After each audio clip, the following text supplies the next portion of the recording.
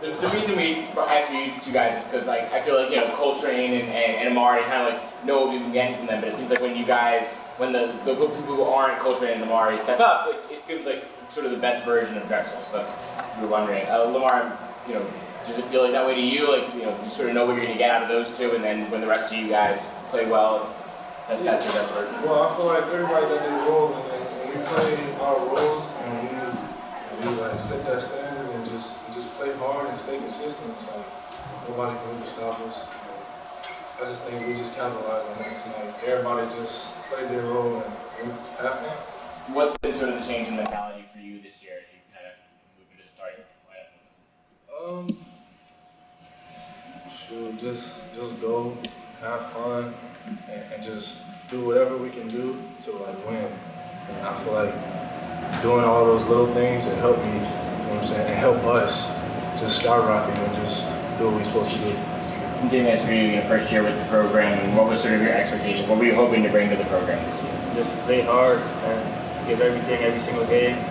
No matter how many minutes I get, whenever I get on the court, just play my role and go hard, try to win. What attracted you to Drexel? Honestly, the coaching staff is real family oriented. From my old school, we didn't have that family feeling. Over here, it's just all about family. We're very connected here, very connected to the group and everything. So that's one of the reasons I just felt at home the first time I talked to the coaches.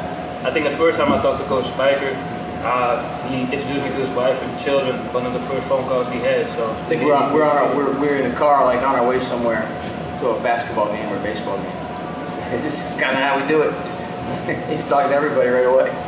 Zach, I don't know if you heard what I said to these guys, but it seems like Coltrane and Amari, kind of like those guys have been leading the way this year, and then when the minutes you're getting from Amari, probably from Jamie, it seems like that really kind of helps you guys be the best version of what you want to do. I think everybody, it's his team, 125th year for Drexel basketball. Everyone's role is different than it was last year, right? Amari and Train certainly were part of our program, but it's just a different role. Think about a year ago this time right now, Amari wasn't even starting for us. He was going in when JB, by the way, James Butler was here tonight, which is awesome.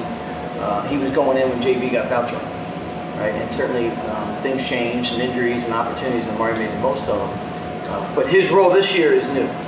The expectation every night coming in, he's seeing double teams every game, right? And or at least a version of that. And Train, we're leaning on him to score, where I think the score was a bonus at times. I think he's been a really good, consistent perimeter defender for us over time. I don't know if tonight was the best example of that early on for any of us. I think we started game 10 for 12 or 10 for 10. 10 for 10. Yeah. It's not a good feeling to look up and see 100% on the scoreboard. But that's a credit to their offense and what Mike is doing with the team. But I think our guys, everyone to your point, Josh, has a newer role. I think it's more expanded, certainly in Jamie's case from where he was, certainly in Elo's case from where he was last year, and even Train and Amari. So guys like expanded roles. They like opportunities, and I think we're making the most of them when we have them. Regarding Jamie specifically, when you have a freshman point guard, how helpful is it to be able to bring somebody off the bench? Because Jamie's been giving you guys really good minutes this year. Somebody with experience that you haven't really had like that backup point guard you've been able to go to for 15, 20 minutes when needed. Yeah.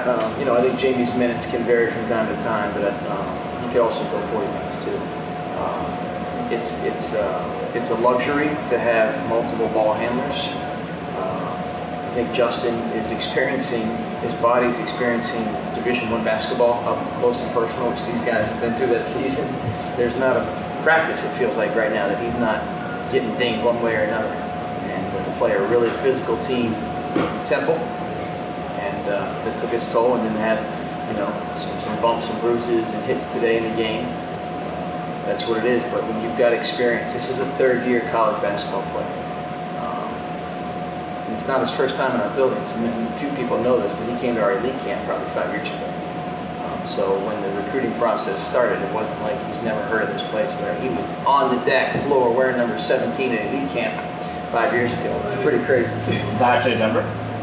That was your number in the elite camp. Yeah, we have footage of it. So Jamie, when you're coming in, your new program, but freshman point guard in Justin, where do you sort of find that balance of like familiarizing yourself with the program, but also sort of being a mentor to a college rookie?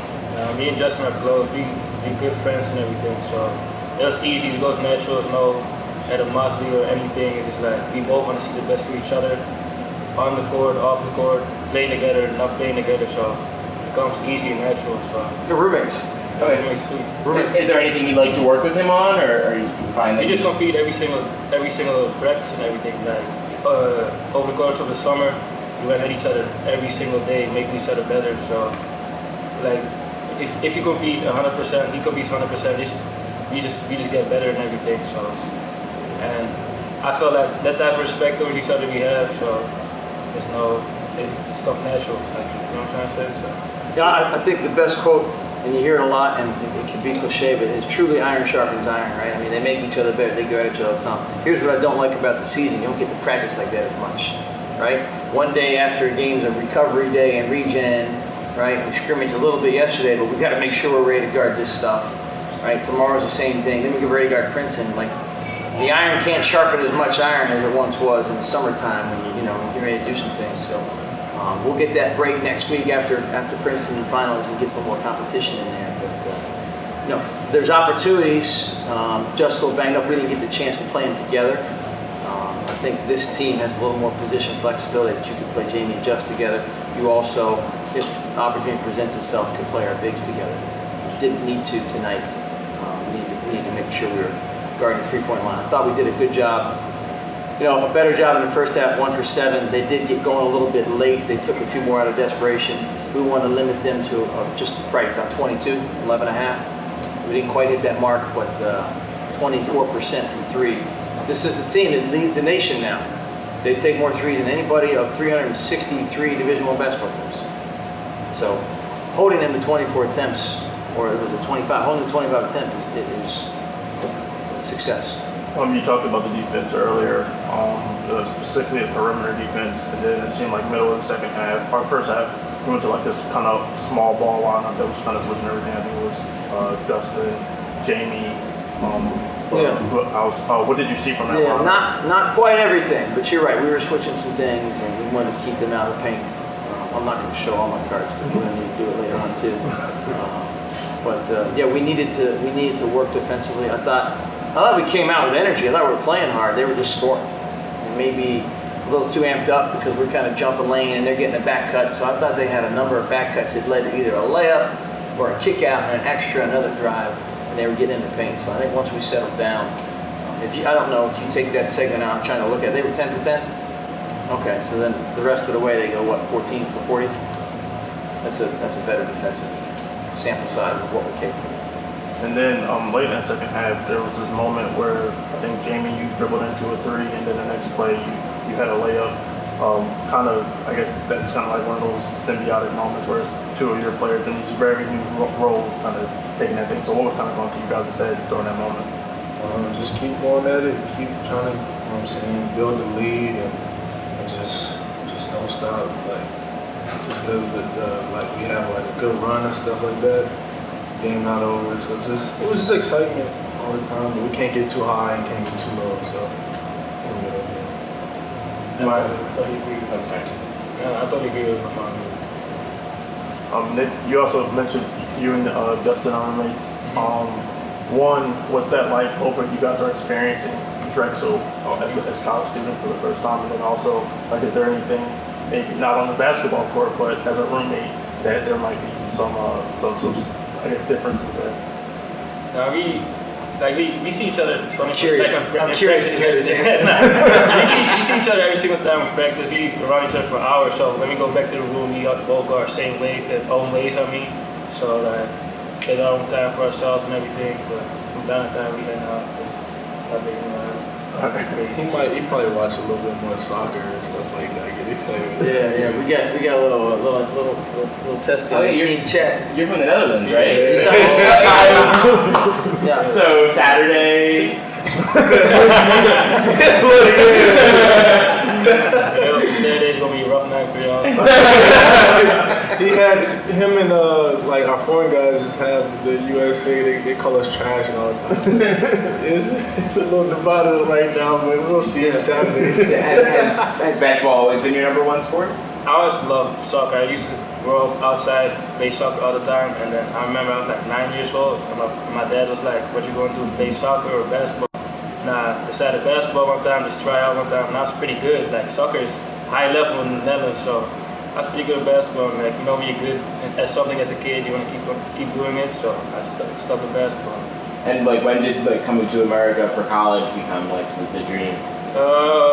Actually, very early, because my dad, he used to play pro too. So like, he used to watch a lot of college basketball and everything. So I always wanted to be on the stage. So Is he from the States? no, he born in Suriname, Okay. but he grew up in Amsterdam. So like, when was your first time coming to America? I was actually first time in the U.S. Riley Camp, we flew. 11. I was 11. I was 11 for like a holiday with my dad for like 2 weeks, and then I came to the States when I was 16, high school, and prep school in Maryland. Couple good nuggets. I think he and Shane Blakeney's, right? Yeah. My dad and Shane's Was it his grandfather. Yeah. Played professionally together. Yeah. So, Your dad and Shane's grandfather. Yeah. How about that? That's pretty good. Where at? And Den Bosch is called. Okay. It's in the Netherlands. And then his dad also played. He went to Philly Connection. He played with Mike Griezmann. Oh, okay. Very cool. So that's pretty good. The last portion I had chat for Lamar, like Coach talked about the different positional flexibility this year. I mean, where do you feel like that most makes a difference out on the court for you guys? Sure, I feel like it's both ends because if I'm on like a Forrest guarding me, a slower, bigger guy, I can take him on the drive, and when I can use my length on defense to guard guards, and we got the length for like just guarding everybody. It feels like it's more of a flow, and like it's just harder to go against. Like I can't explain. Yeah. Cool. All right. Good. Thanks. Appreciate it. All right, guys. Thank you. We'll see you.